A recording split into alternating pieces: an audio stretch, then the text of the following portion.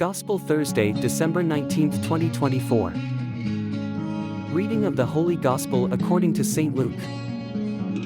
In the days of Herod, king of Judea, there was a priest named Zechariah, of the order of Abijah, who had a wife of the descendants of Aaron, whose name was Elizabeth. They were both righteous before God, walking blamelessly according to the commandments and laws of the Lord. They had no children, because Elizabeth was barren, and they were both advanced in years. Now when Zechariah was ministering before God with his appointed company, according to the custom of the priests, his lot was chosen to go into the sanctuary of the Lord to burn incense. The crowd of people was outside praying during the incense offering. And the angel of the Lord appeared to him, standing at the right side of the altar of incense. When Zechariah saw him, he was terrified and seized with fear. But the angel said to him, "Do not be afraid, Zechariah, for your prayer has been heard. Your wife Elizabeth will bear you a son, and you are to name him John.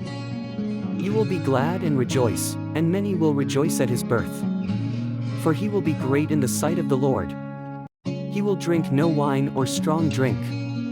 He will be filled with the Holy Spirit even in his mother's womb. He will turn many of the children of Israel to the Lord their God. He will go before the Lord in the spirit and power of Elijah to turn the hearts of the fathers to the children, and the disobedient to wisdom among the righteous, to make ready for the Lord a people willing to obey him." Zechariah replied to the angel, "How can I be sure of this? I am old, and my wife is advanced in years."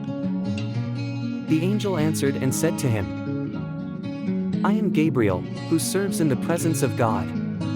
I have been sent to speak to you and to tell you this good news.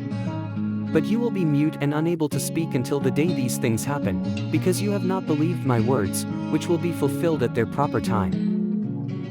The people were waiting for Zechariah and were amazed at his delay in entering the temple. When he came out, he could not speak to them. They realized that he had seen a vision in the temple. He was making signs to them because he was still mute.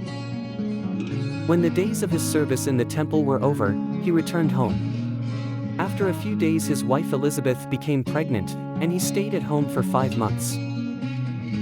This is what the Lord has done for me, when he has looked upon me to remove my reproach before the people. The Gospel of the Lord.